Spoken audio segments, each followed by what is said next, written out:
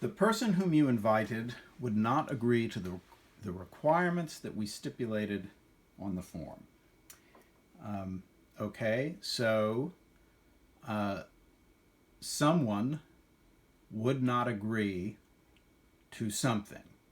So the main verb, the main clause, the verb of the main clause is would agree. So the subject, so when we have our baseline,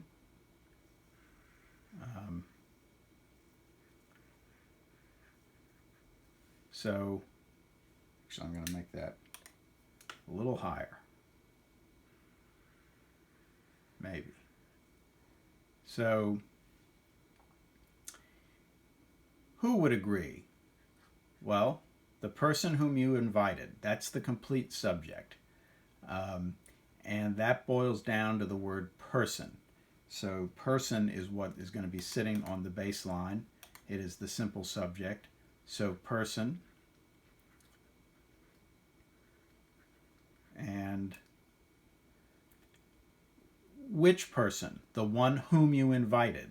So that makes whom you invited a relative clause. And so we will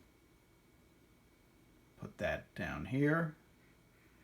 And the subject verb combination is you invited. So it's you who did the inviting. And who got invited? Whom? That's who. And that indeed is, whoops, what is that? Why it's whom and not who. It's not the person who you invited, it's the person whom you invited. Again, the test could be saying, which do you like better? You invited he or you invited him? And of course, it's you invited him. So whom is the relative pronoun. We draw a dotted line from that, from whom, to the noun that it modifies, in this case, person. So the person whom you invited would agree. I need a little more here.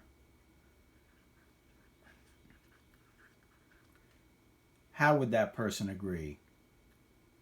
Not. Would not agree. And so then what we have is a big prepositional phrase, to the requirements that we stipulated on the form. So that is adverbial. Agree under what conditions, agree how, to the requirements, that's how. So we need a prepositional phrase. So to, the object of the preposition is requirements. And which requirements? The ones that we stipulated on the form. So that makes this, it's answering which, that makes it another relative clause. Sometimes nominal clauses begin with that. If that were so, then that we stipulated on the form would be an appositive, renaming requirements. But if it were an appositive, for example, you couldn't, you'd be able to substitute it for requirements.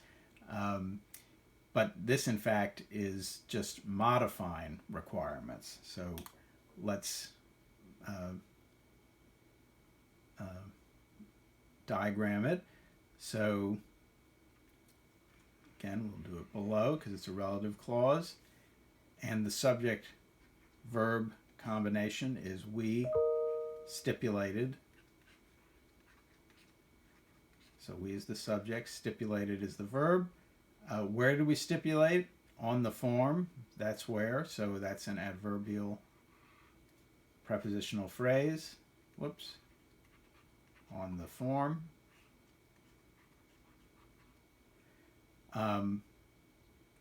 And what got stipulated? That's what.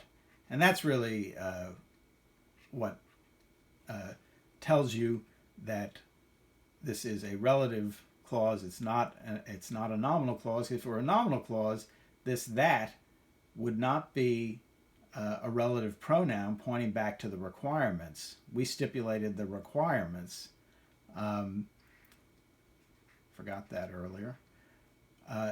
It would be an expletive.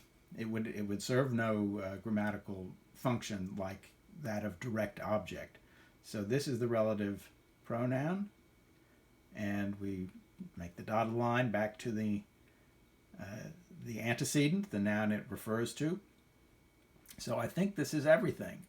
I was leaving off thes like a son of a gun. So the person whom you invited would not agree to the requirements that we stipulated on the form.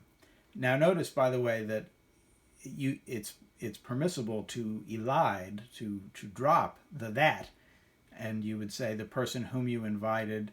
Of course, you could also elide the whom. You could say the person you invited would not agree to the requirements we stipulated on the form. That is permissible.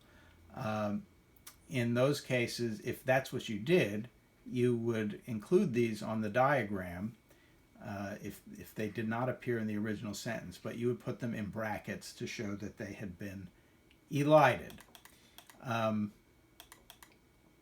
Now, let's look at nominal phrases and prepositional phrases here. So let's get another color going. So one is the person whom you invited. If you oh, what happened? If you broke off the diagram here for the noun person, what you'd have, everything coming off it, depending from it, you'd have the person whom you invited, and that's one noun phrase. It's got a clause inside it. And here's another noun, requirements. And if we broke off the diagram there, you'd have the requirements that we stipulated on the form. Actually, before I underline that, I'll go to, here's another noun, the form. So if we broke the diagram off there, we'd have the form. As we saw here, another noun phrase is the requirements that we stipulated on the form. So one noun phrase is inside another. The head of the longer phrase is requirements, and the head of the shorter phrase is form. A single noun is not going to be the head of two different noun phrases. So those are the noun phrases. Notice that they both, two of the three noun phrases contain clauses inside them. It's not at all uncommon. And the prepositional phrases, again, we have prepositional phrases inside prepositional phrases. Here's one of them, on the form, and that's functioning adverbially. Stipulated where, on the form, that's where. And if we break off this diagram there, we see that on the form is inside, a still longer prepositional phrase, to the requirements that we stipulated on the form. And of course, that we stipulated on the form is not a phrase, it is a clause. It is a relative clause, and it modifies requirements.